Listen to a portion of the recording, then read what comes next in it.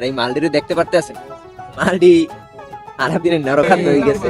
সকল বাজে চিন্তা ভাবনা থেকে রক্ষা করুন। আল্লাহু আমিন। সাহিব কথা বলো, তুমি মেয়েদের মধ্যে লজ্জা পাচ্ছ কেন? তোরা গ্রেফতারি করবি রে।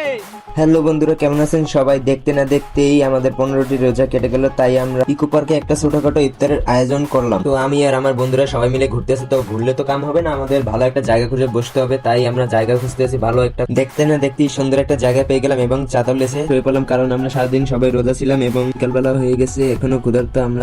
খিদে লাগছে অনেক, কিন্তু শুভ আর তাসি নাইতে আছে না। ও কি করা উচিত? এই ব্রো, তোমার অনুভূতিটা কেমন বলো? আমার অনুভূতি তো অনেক ভালো, আলহামদুলিল্লাহ। আলহামদুলিল্লাহ। সাইম কথা বলো, তুমি মেয়েদের মধ্যে লজ্জা পাচ্ছ কেন?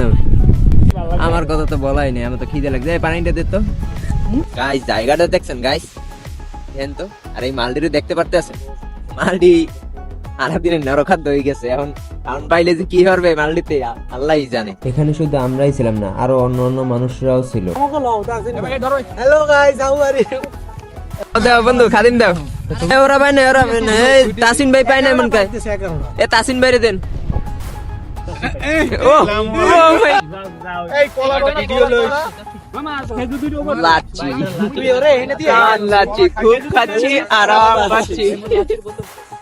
মা কলা না, তোরা গ্রেফতারি করবি রে।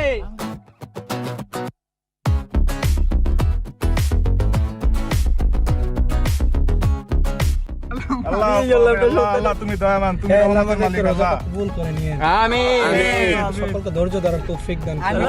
আমিন। আমাদেরকে দুনিয়াবতী সকল বাজে চিন্তা ভাবনা থেকে রক্ষা করুন। আল্লাহু আমিন।